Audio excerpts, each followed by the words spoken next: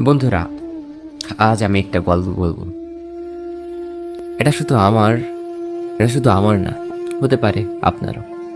কারণ এই গল্পে আছে এক বাবার নীরব ত্যাগ আর সন্তানের চোখে দেখা ভালোবাসা। আমি ছোটবেলায় খুব চুপচাপ ছিলাম। স্কুলে যেতাম একটা পুরনো ছেঁড়া জুতো পরে। জুতাটা এক পাশে ছিদ্র, আরেক পাশে কালো দাগ। বন্ধুরা হাসতো, বলতো, এটা কি জুতা নাকি নৌকা? আমি কিছু বলতাম না, চুপচাপ বসে থাকতাম, মনে মনে কাঁদতাম। আমি একদিন ক্লাস টিচার আমাকে ডেকে বললেন, রবিউল, তোমার বাবা কি তোমাকে একটা ভালো জুতা কিনে দিতে পারেন না? আমি চোখ নিচু করে বলেছিলাম, স্যার, বাবা বলে আগে তুমি ঠিক মতো স্কুলে যাও, পড়াশোনা করো, জুতা আমি পরে কিনে দিব।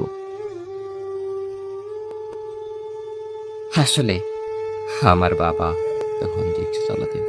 আমাদের সংসারের এক বেলার খাবার জোটানোই ছিল বড় চ্যালেঞ্জ।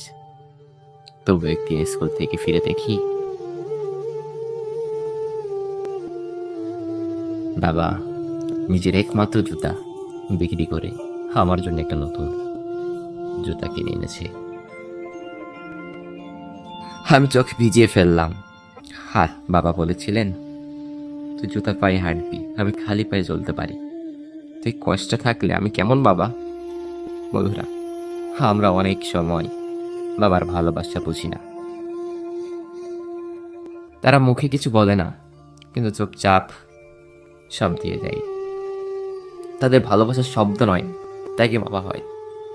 আজও যদি তোমার বাবা পাশে থাকেন, তবে জড়িয়ে ধরো, কারণ হয়তো তিনি তোমার সেরা জুতার গল্পটা কারোর সঙ্গে না বলে সারা জীবন বুকে চেপে রেখেছে।